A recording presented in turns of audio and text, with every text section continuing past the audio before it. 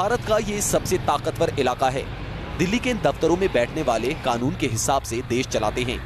यहीं पर संसद, राष्ट्रपति भवन, पीएमओ और तमाम बड़े मंत्रियों के दफ्तर हैं। लेकिन देश के हर हिस्से की तरह ये हिस्सा भी एक लोकसभा क्षेत्र में आता है। नाम है नई दिल्ली। नई दिल्ली लोकसभा सीट दिल्ली की सबसे पुरानी और सबसे अहम सीट मानी जाती है।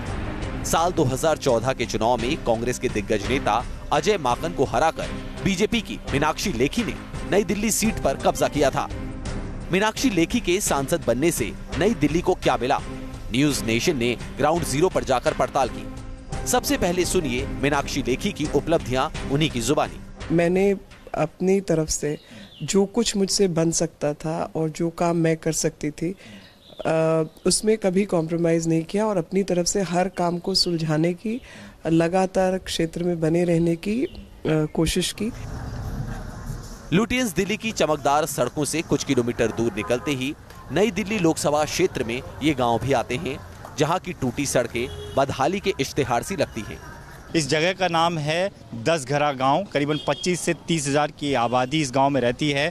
राजेंद्र नगर विधानसभा क्षेत्र में आता है और इस गांव की तस्वीर अगर आपको दिखाएं तो इस तस्वीर को देखकर आपको खुद ही समझ आ जाएगा कि आखिर इस क्षेत्र में कितना काम हुआ है। ये आप देख रहे हैं जो तस्वीर में, ये पानी की पाइपलाइन है जो कि इस तरीके से टूटी हुई आपको नजर आएगी और लोगों का कहना है इसी टूट फूट के चलते पानी जो है समय रहते उनके घरों तक नहीं पहुंच पाता। साथ ही साथ आपको सड़क भी नज़र आएगी। इस सड़क की अगर हालत आप देखें तो गाड़ियों को निकलने में बेहद ज़्यादा परेशानी होती है।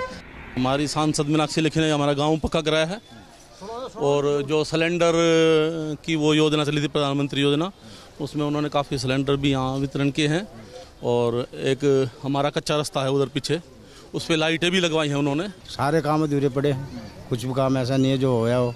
यहाँ सबसे बड़ी प्रॉब्लम रोड की है। देखो आप अपने पीछे देखो, गड्ढे कितने कितने, रबड़ का रोड बना दिए, पानी को भी नहीं सोखता और पानी की कहीं भी निकासी है नहीं। बस सारे रोड खराब पड़े हैं, यहाँ कोई रोड का सुधार नहीं हुआ है अब तक। दशहरा गांव में सांसद की तारीफ से कहीं ज्यादा लोगों के पास शिकायतें हैं।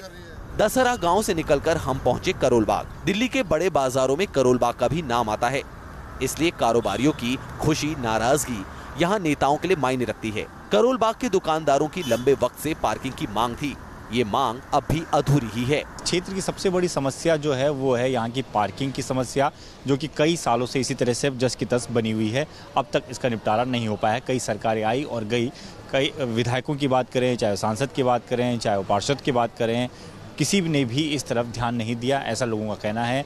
साथ ही साथ अगर बात करें तो ये बिजली के झूलते हुए तार भी आपको नज़र आएंगे, जो कि लोगों के लिए डर का सबब बना हुआ है। और ऐसे में तमाम व्यापारियों के बीच इस बार सबसे बड़ा मुद्दा रहने वाला है सीलिंग का। सीलिंग जो है इनको बिल्कुल रोकनी चाहिए।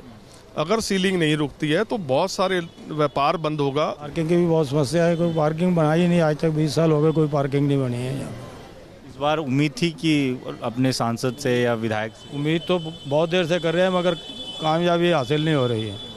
नई दिल्ली लोकसभा क्षेत्र एनडीएमसी यानी नई दिल्ली म्यूनिसिपल कॉरपोरेशन के अधीन आता है। गलियों की सड़कें, पार्क, सफाई जैसे काम एनडीएमसी के जिम्मे हैं, तो पानी, बिजली, सड़कें जैसे काम दिल्ली सरकार के अधीन भी आते हैं। सांसद मीनाक्षी लेखी का आरोप है कि दिल्ली सरकार ने उनके कामों में अड़ंगा डालने की कोशिश की। सड़कें मेरी अपनी नहीं है, वो दिल्ली सरकार की, और मैंने दिल्ली सरकार को भी लगातार चिट्ठियां लिखी हैं कि यहाँ मलबा पड़ा है, वहाँ मलबा पड़ा है, आप इसको हटाएं, उसको हटाएं। मगर मुझे लगता है कि राजनीतिक दृष्टि से और केवल राजनीतिक रोटियां सेकने के लिए जो राजनीति हुई वो गलत हुई।